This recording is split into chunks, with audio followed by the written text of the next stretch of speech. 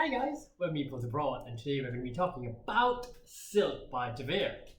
Okay, so Silk is a beautiful game where we are high up in the mountains and we are going to be rearing our Akaiishi Mountains. Yeah, Akaiishi Mountains. We're rearing our lovely, beautiful silkworms. You're going to take on the role of a shepherd. You've got these really fun little meeples just to start, I'd say. And your trusty mastiff is going to help round up your silkworms. Okay, so we start the game by actually placing 7 of our silkworms somewhere on the board, as well as our shepherd and our mastiff. Mastiff? I like saying mastiff. Yeah, mastiff. I like that too. Placement rules: you can't have more than 3 silkworms on a square. So I'm going to start by placing 2 on here. Why is that? No particular reason. Yeah. Okay. Oh, sorry. It's my turn. Can I place them anywhere? You can place them anywhere. Even on these yellow bits. What's the yellow bit? Well, the yellow bits are different types of land. Later on, they'll be reared in slightly different ways, so they'll get more points depending on how useful land is. I'm gonna. Can I put them? Yeah. Literally anywhere, as you said. Okay. I'm gonna put that. So we normally place 2 at a time. Oh, sorry. That's okay. There's my 2. There's my 2. And there's my 7th one. Oh. Can I put them where you are as well? You can, yeah. We can be on the same tile. Okay. There you go. Okay, next let's place, I'm going to place my shepherd just here. So your shepherd and your mastiff will not be on the same tile as any silkworms. Okay, so that's my shepherd that looks like a human, and that's my mastiff that looks like a dog. They're actually in the illustrations as well. So there's your shepherd and there's your trusty mastiff. Oh, who's this guy over here? Ah, that's the deadly Ookami. We'll talk about him shortly. Ookami, oh no. Okay, so I'm going to put my, remind me of shepherd and mastiff again? They just can't be on the same square as any silkworms. Okay, so I'll put this guy over here, and the mastiff over here. The mastiff! And I'll put my mastiff there. So mastiffs, shepherds and Ookami will never be on, will always have their own square. And last we're going to place 1 nursery. Our nursery is where we might develop some silkworms. I'm going to place it here, so this place between tiles. Where's my nursery? Okay, brilliant. So now we can start the game. So this is a dice rolling game which is going to determine what moves you take in a particular turn. So at the start of your turn, you will always place 1 silkworm from your supply somewhere onto the game board. It can be on any tile adjacent to one of your nurseries, so I could place it anywhere here, but not on these 2 squares because they're occupied by my shepherd and mastiff. Or I can place it on the same square that I already have a silkworm. So is there a limit on how many silkworms can be on a tile? Up to 3. Up to 3. Okay. 3. Okay, so I'm now going to take my turn. And I've rolled a 1 and a 1. So 1 and 3. Depending on what your rolls are, will dictate your actions. So which has a very handy board which is going to tell us what we can do. So if we roll a 1, we can place another silkworm somewhere onto the table. Let's actually go through them one by one. So I'll pretend I've rolled all 6, even though we only ever roll 2. So I can place a silkworm using the normal placement rules.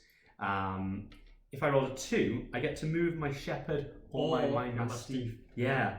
Now, what these counters do is we call them bumping, and they will bump other counters.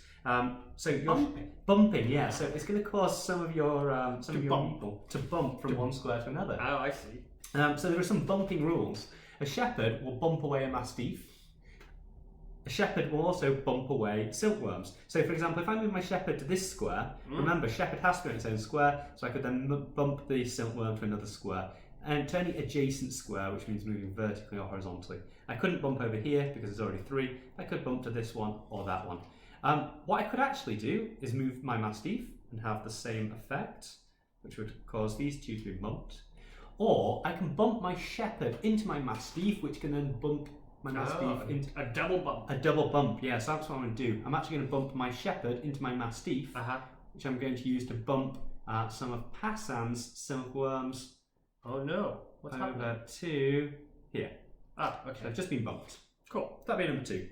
Number 3. They're walls, aren't they? They are, yeah, and there are 15 walls or 10 walls. 10 walls. 10 walls in a 2-player game. Yeah. You can build a wall off one of your nurseries. These are going to get you victory points, which are going to be scored in this track at different points during the game. So how many walls can I build per? Just the 1. So if you roll a number 3, you can build 1 wall. So I might build that, yeah, just where you put it here. Now, what the walls are going to do is it's going to we can't move over walls quite so easily. The shepherd can. He can jump over the wall, but the mastiff, your silkworms, and the Ookami cannot jump over the wall. So it sort of sometimes protects. Is it the shepherd that can jump or the mastiff that can jump? Just the shepherd. Okay. The shepherd can climb over. Number 4, this is your nursery. So at the start of the game, when you've got nurseries to play with, you've got another 3. You're going to start by laying another nursery. But later on in the game, if you've exhausted all 4 of your nurseries, they're all out, you can then turn barren tiles. All of these tiles have the potential to be barren. You can turn a barren tile back to a grazing spot, which would be nice. useful. Yeah. And a 5. Number 5, this is what we're here for. We are rearing our silk, and this is how we're going to collect our silk points, essentially the victory points of this game. The rules for collecting silk points here are you choose one of your tiles, which has got some of your worms on, and we are going to score based on some of our worms on. Some of our silkworms. However many of your silkworm you have, so if I was to rear this one, I have 2 silkworms here. I completely ignore pass hands. Oh no. And I see that when we've got some terrain which is a little bit bumpy, and we get 2 points for every silkworm there. So if I was to rear this tile, I'd get 2 times by 2 is 4. I'm going to flip the tile over. What's happening to my silkworm? It's now about nothing. I'll just stay where it is for a little bit. I'll get my 4 points. 1, 2, 3, 4. And I'm actually then going to disperse these onto neighbouring tiles however I like. So I'm going to put mine over. I'm actually going to put mine over here because it's a nice healthy tile, and I'm going to put pass hands over there. Herd mentality. Yeah. Number 6. This is where we talk about the Ookami. The Ookami. The apex predator of the mountains. And what we can do is we can move the Ookami if we roll a 6. What does that do?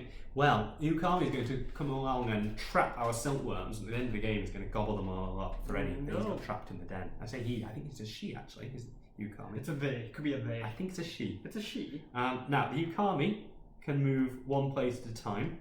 I obviously don't want to take my own silkworm, so I could move here. But what's actually interesting about this board is the board actually wraps around itself.